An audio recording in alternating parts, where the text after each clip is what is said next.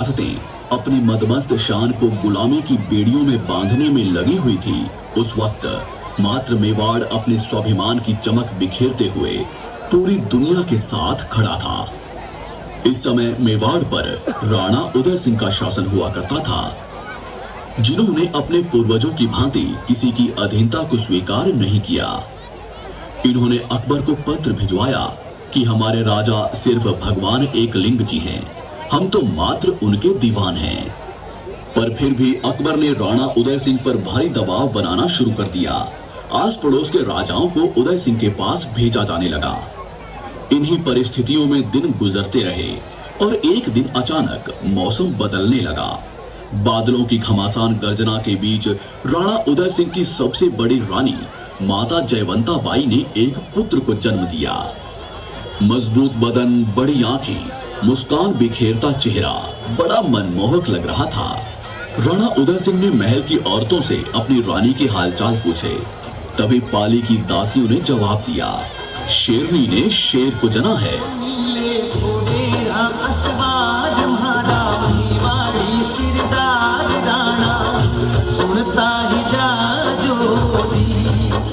राणा पुत्र पाकर बड़े खुश होने लगे।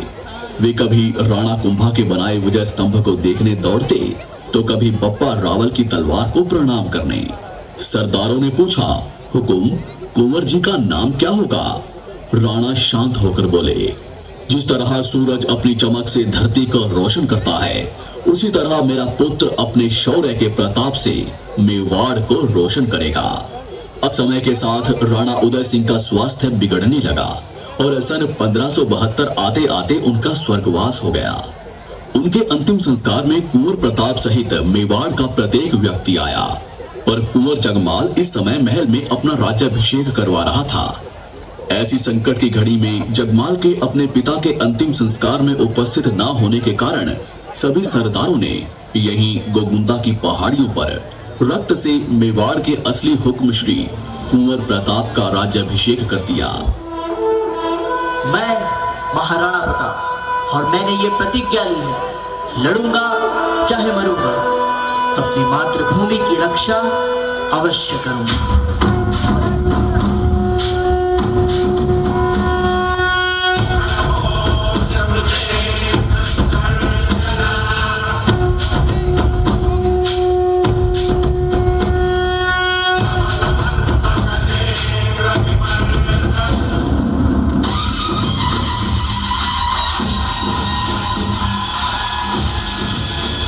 पर कभी अकबर की गुलामी स्वीकार नहीं की।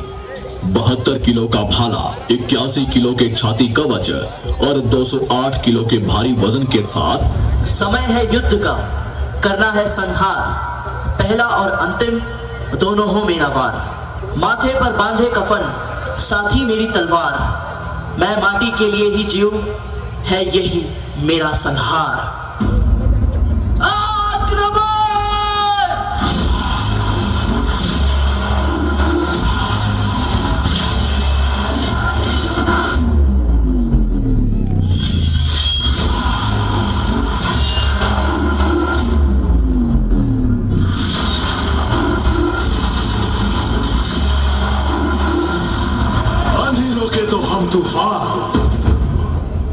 तूफान रोके तो हम आग का दरिया।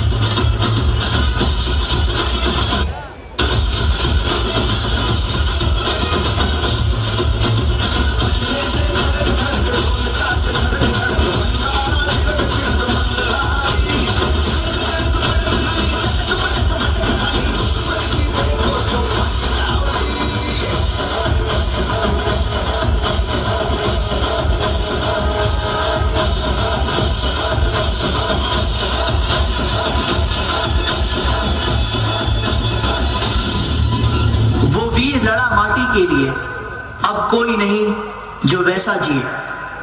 एक लिंग जी का वो आशीर्वाद था, वो वीर महाराणा प्रताप था। घनघोर हमले से घबराकर मुगल सेना का हरावल खेमा लूणकरण के नेतृत्व में भेड़ों के झुंड की तरह भाग निकला।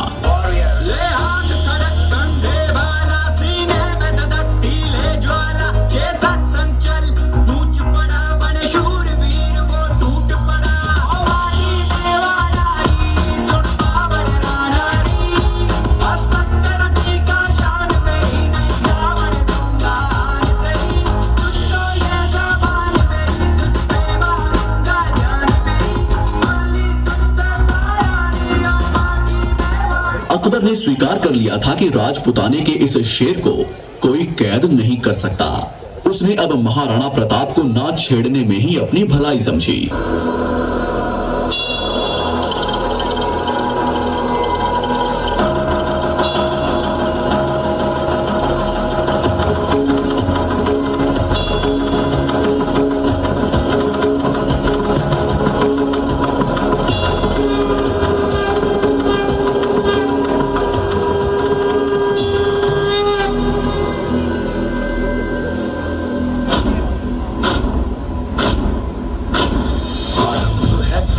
बोल मस्तकों के झुंड, बाज चंद्र की घड़ी की तुम गुहार दो।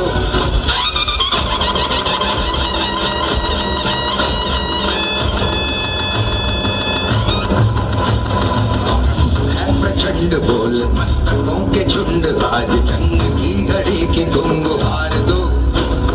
मान मान शान या की जान का हो दान, आज धनुष के बाण पे उतार दो।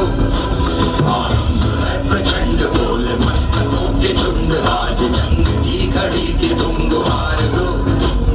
मान मान शान या की जान का हो दान, आज धनुष के बाण पे उतार दो। आरंभ है प्रचंड। जब जब भी कलम महाराणा प्रताप लिखेगी, तब तब सिर्फ महान महान और महान ही लिखा जाएगा। मन करे सो प्राण दे, जो मन करे सो प्राण ले, वही तो एक सर्वशक्तिमान है। विश्व की पुकार है, ये भागवत का सार है कि युद्ध ही तो वीर का प्रमाण है।